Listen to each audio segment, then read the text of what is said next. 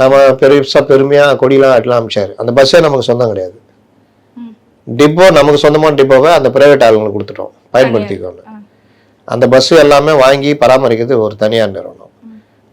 நம்ம வந்து கிலோமீட்டருக்கு இவ்வளோன்னு அவங்களுக்கு கொடுக்கணும். அப்போது நம்மக்கிட்டேயே வந்து இவி பஸ்ஸுக்கு சாதா பஸ்ஸை விட டிக்கெட்டு விலை பல மடங்கு 3-4 மடங்கு உயர்வு. அவ்வளோ வசூல் பண்ணியுமே நஷ்டத்தில் ஓடுது. நம்ம கை காசை போட்டு கொடுக்குறோம். இந்த காசு எங்கேருந்து வருது? நம்மக்கிட்டேருந்து வர காசுன்னா இப்படி உலக வங்கிக்கு வாங்குகிற கடன், அது கொடுக்குற வட்டியெல்லாம் நமக்கு ஏதோ ஒரு வகையில் வளர்ச்சி திட்டத்துக்கும் பயன்படுற பணம் அங்கே போகுது. சிம்பிளாக நான் சொல்லணுன்னா, ஒரு ஃபேமிலியில் 1 லட்ச ரூபா சம்பாதிக்கிறாரு, ஒரு 5 லட்ச ரூபா கடன் இருக்குது.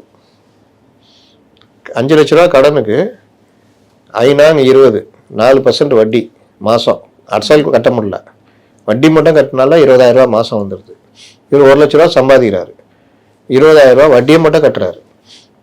அடுத்த மாதமும் 20,000 ரூபா வட்டி மட்டும் தான் கட்ட முடியும். அப்படின்னா கடனே இல்லாமல் இருந்தால் அந்த 20,000 ரூபாவை 5 மாதம் சேர்த்து வச்சாருன்னா 1,000 நகை வாங்கலாம்.